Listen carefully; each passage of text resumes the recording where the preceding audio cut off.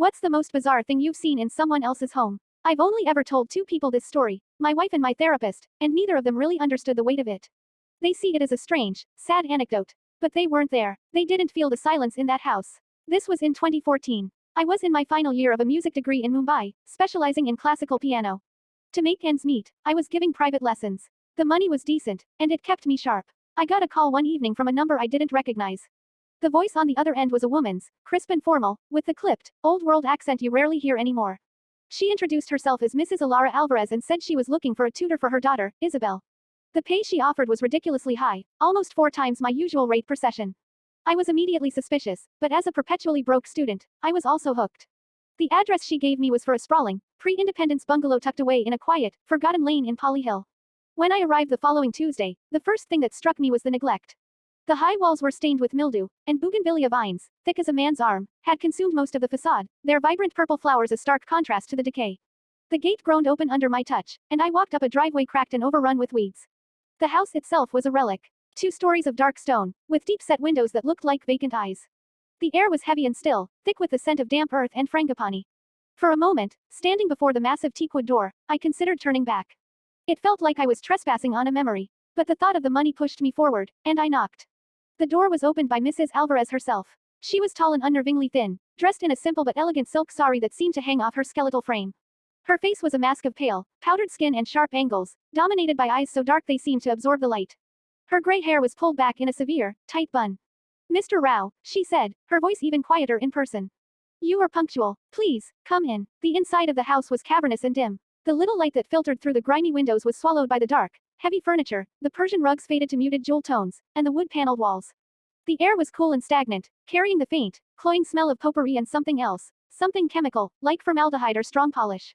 The silence was the most profound thing. It wasn't just quiet, it was a pressurized absence of sound that made my ears feel strange.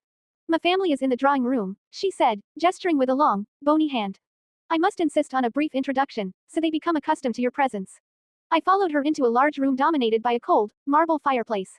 And there they were, her family. A man, presumably Mr. Alvarez, sat in a high-backed armchair, a thick, leather-bound book open on his lap. He was handsome, with silvering temples, dressed in a tweed jacket that seemed too warm for Mumbai's climate. On a chaise lounge near the window, 2 children were seated. The boy, who looked about 10, had a model airplane in his hands. The girl, Isabel, my prospective student, was perhaps 12 or 13. She had long, dark hair and was staring intently at a porcelain doll in her lap. "My husband, Elias. My son, Julian. And this is Isabel," Mrs. Alvarez whispered, as if we were in a library. I smiled and gave a small wave. "It's a pleasure to meet you all." None of them moved. Not a flicker of an eye, not a twitch of a muscle. They were utterly, perfectly still. I felt a prickle of unease. My smile faltered. Mrs. Alvarez seemed to notice my hesitation. "They are a quiet family, Mr. Rao," she said, her voice smooth as glass. "Deeply introverted. They prefer to observe. Please, do not be offended by their lack of response. It is simply their way." I rationalized it. An eccentric, reclusive family. Maybe they were on the spectrum, or perhaps it was some kind of strange family dynamic I couldn't understand. "The money." I thought of the money. "Of course," I said, trying to sound nonchalant. "The piano is this way." She led me to an adjacent room, where a beautiful, full-sized grand piano stood, its polished ebony surface the only thing in the house that seemed to gleam. Isabel was already there, seated perfectly on the piano bench, her hands resting in her lap. I hadn't even seen her move. My heart skipped a beat. How had she gotten there so fast, so silently? "Isabel is very eager to begin, Mrs. Alvarez said, her lips curling into a smile that did not reach her cold, dark eyes.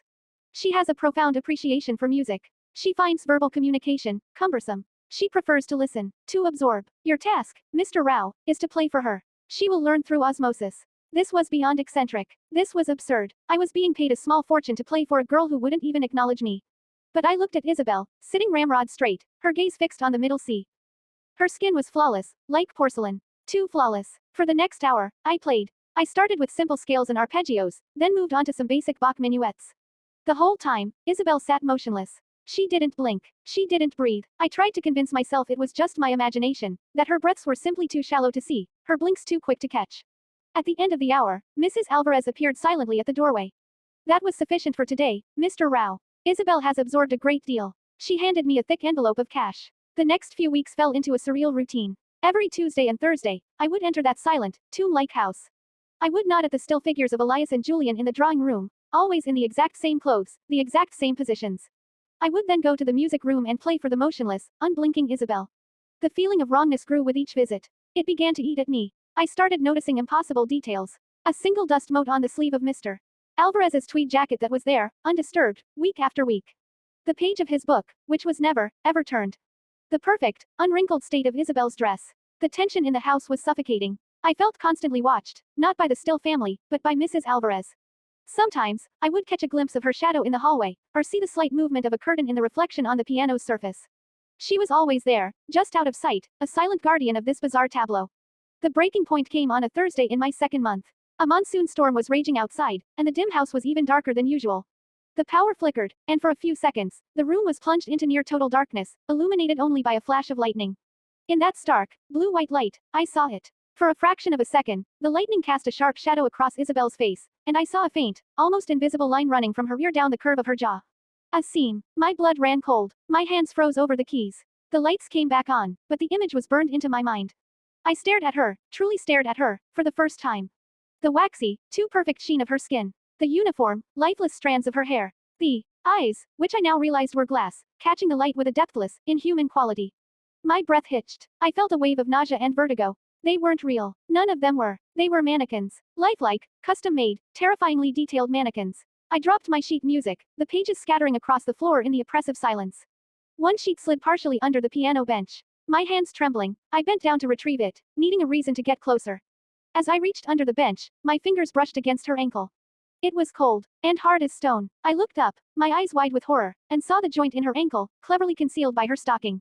I saw the metallic glint of a screw. Is there a problem, Mr. Rao? I flinched so hard I hit my head on the underside of the piano. Mrs. Alvarez was standing in the doorway. I hadn't heard her approach. Her face was devoid of all expression, but her eyes were boring into me, burning with a cold, possessive fire. She knew that I knew. The atmosphere in the room changed instantly. The quiet was no longer passive, it was predatory. The air crackled with a silent, menacing energy. No, I stammered, scrambling to my feet. No problem at all. I just remembered I have an urgent university commitment. I'm so sorry, I have to leave. Right now. Her expression didn't change, but her voice dropped to a near inaudible, chilling whisper. Isabel does not like to be disappointed. She was so looking forward to the Chopin. The threat was unspoken but absolute. I felt trapped. The silent figures in the other room no longer seemed like a sad delusion. They felt like accomplices, their glass eyes witnesses to whatever horror was about to unfold. I didn't even try to lie further. I grabbed my bag, my heart hammering against my ribs so hard I thought I might pass out. I'm sorry, I mumbled again, and I practically ran. I didn't walk. I ran through the drawing room, past the unmoving figures of Elias and Julian, their vacant stares following me. As I fumbled with the bolt on the massive front door, I risked a glance back. Mrs. Alvarez hadn't followed me. She was standing in the doorway of the music room, one hand resting gently on Isabel's shoulder. She was leaning down, whispering something into the mannequin's ear, a look of serene, maternal love on her face that was more terrifying than any threat she could have made. I ripped the door open and sprinted out into the lashing rain, not stopping until the silent, decaying house was lost to sight. I never went back, and I never heard from her again. The money she owed me for that last session wasn't worth it. I still have nightmares about the stillness in that house, and the chilling, perfect love of a woman for a family that was never alive at all.